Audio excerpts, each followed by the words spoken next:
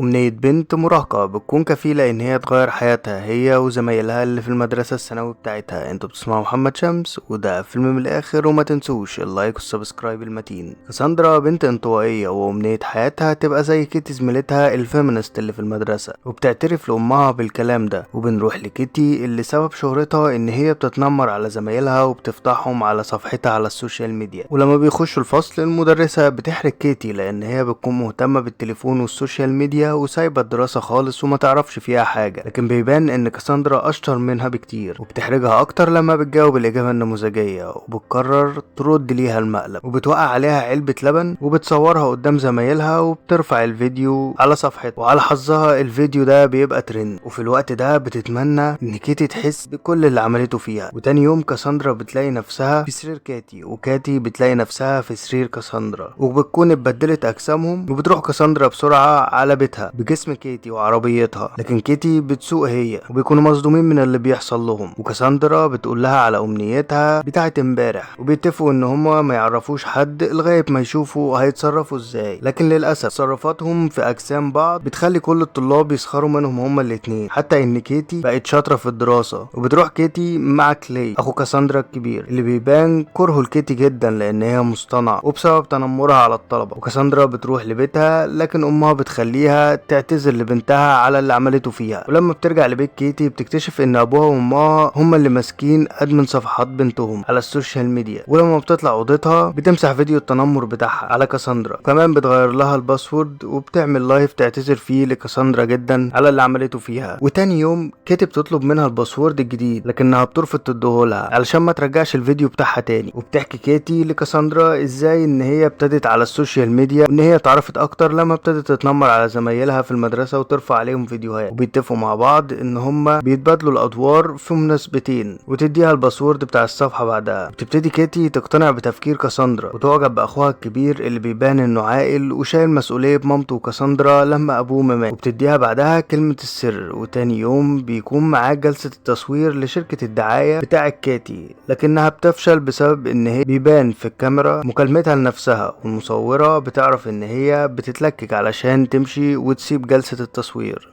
وبتضايق كاتي بسبب تصرفات كاساندرا، وبتكون عايزة تنسحب من الحفلة الغنائية بتاعتها. وبيتخانقوا مع بعض قدام الكل في حفلة من بتوع المدرسة، وبيتذاع لهم فيديو كمان على السوشيال ميديا من زمايلهم. وبعدها شركة الدعاية بتاعت كيتي بتفسخ عقد الرعاية بتاعتها. وبالليل بترفع كاساندرا فيديو بتقول فيه انهم لازم يوقفوا التنمر على بعض. وتاني يوم بيعتذروا لبعض في المدرسة والطلاب بيصوروهم، وبتبتدي علاقتهم تتحسن ببعض اكتر، وبيتدربوا على اهتمامات كل واحدة فيهم علشان ينجحوا بعض في حياتهم. وبسبب ده بترجع شركة الرعاية تاني لكيتي، وكاساندرا بتصلح علاقتها بأمها اكتر. وساعتها بس كل واحدة بترجع لجسم التانية، وبيكملوا حياتهم بعد ما اتغيرت 180 درجة. وبيقرروا يغيروا حياة كل الطلبة عن طريق صفحات كيتي. ولحد هنا يكون خلص فيلمنا، ومتنسوش بقى لايك شير سبسكرايب فيلم من الآخر علشان يوصلكم كل جديد.